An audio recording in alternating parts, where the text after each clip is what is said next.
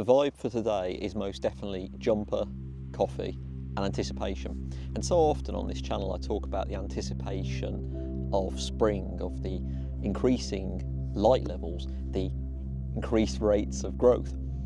But today we're anticipating colder weather. And that's a kind of different kind of anticipation when you're growing food, because you're trying to prepare to try and get things done while you can.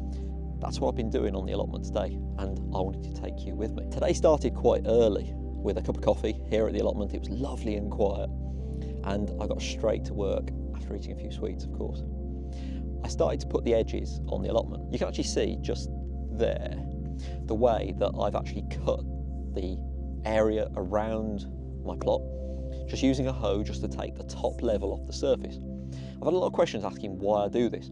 It's just to create a weed-free gap between the no-dig bed that I do my growing in and the surrounding grass, because if you don't do this, the grass will gradually encroach onto your growing space. Now, this kind of level of growth rate is not really an issue, it doesn't really apply. But you've got to think ahead. Next April, May, and even just slowly during the winter months, the grass and the weeds will encroach. So it's really important to just get the hoe and take off the surface level, just disturb all the weeds a little bit, get the rake and then brush it back onto the grass pathways around your plot. I did this earlier this year and it set me up really well. And this is also the time when you need to kind of top up your no-dig beds. I've seen a lot of questions about whether no-dig uses a lot of compost. It's really not true. I've spent today topping up these beds with a few barrows of compost, of really well-rotted compost, full of nutrients. But with these no-dig beds, you only need to add 1 inch spread across the entire bed. So when you think about the boost that's going to give you in food production, it's not really that much compost at all, is it?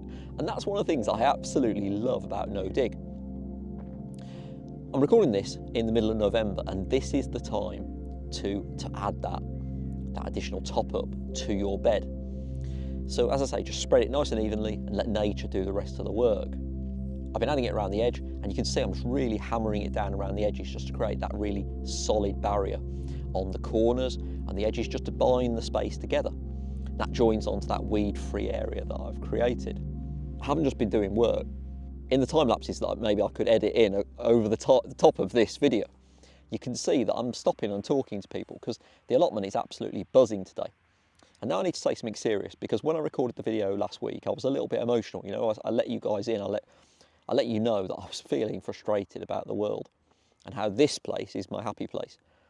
And you know, you guys responded amazingly. I got so many messages and comments, you know, saying that, you know, you feel the frustration as well. I'm not going to go too deeply into any of that, but I just want to say thank you so much for reaching out and just saying, you know, hope you're okay and thanks for sharing the message about growing. That's really cool. It's amazing to know that so many of you all around the world are feeling the same as me, and that, you know, you get a buzz from getting out into nature like this. I should say, I know many of you are watching this in the USA or further beyond. In the UK, November is can be quite a chilly month. It hasn't been too cold so far, but the colder weather is coming next week. So it's really imperative to get as many jobs done now as possible while the soil is nice and loose. You can see behind me that there's weeds that I can just pull easily out of the soil now while the soil is fairly warm and workable. Of course, we're not digging it over, this is a no-dig bed, but we can still work the soil, and that's really, really cool.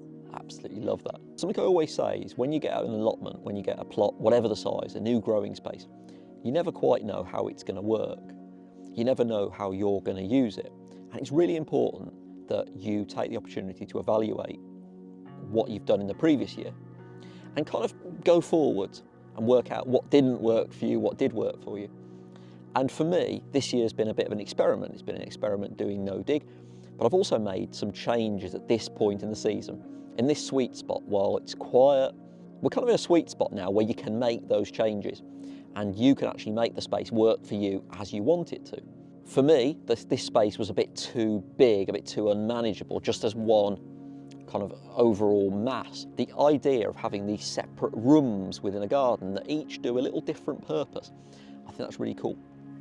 So what I've actually done is I've added a path just down the middle of the plot that is just dividing it in half. It's giving me a space that I can walk down the middle of the plot without disturbing anything. But for me, just mentally, it helps me to break up the plot into different sections. And I'm going to create little sections for each crop, because that's the other thing that I've learned from this year growing on the allotment. I planted way too much last year. I got too much abundance. Now you might be thinking that's a great thing, but sometimes for the crops that need cropping very, very intensively during the summer, you end up throwing away stuff before it goes to seed. And I didn't like that. I mean, all of our parents and neighbours got deliveries of fresh food, which is really cool.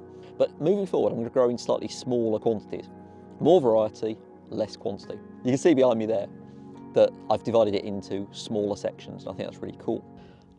I should say that November is also a really great time if you want to start to move things around, to divide some herbs. You can see down here, I've got these beautiful fennel plants.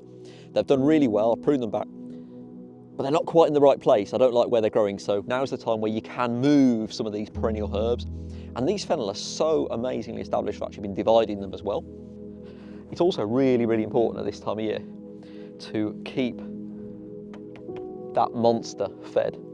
You can see that the compost bin, I'll end up climbing into this, is now pretty full. And I've just been layering this with cardboard and green material in a sandwich, so green cardboard, and it's filling up really nicely. That's why it's really, really important to have a compost bin, because this time next year, when I do this top up, even more of that top up's coming out of this bin. I think that's really cool. It's been the most idyllic day here at the plot. Really beautiful weather. So at one point I had to take my jumper off. It was so warm when I was barrowing. And you've heard it here first, guys. I think gardening is the ultimate HIIT workout, high intensity training. My heart rate was going up. I was wearing a t-shirt under blue skies, which have now disappeared, unfortunately, but it's all good. It's been a fantastic day here at the allotment, and I just want to share it with all of you.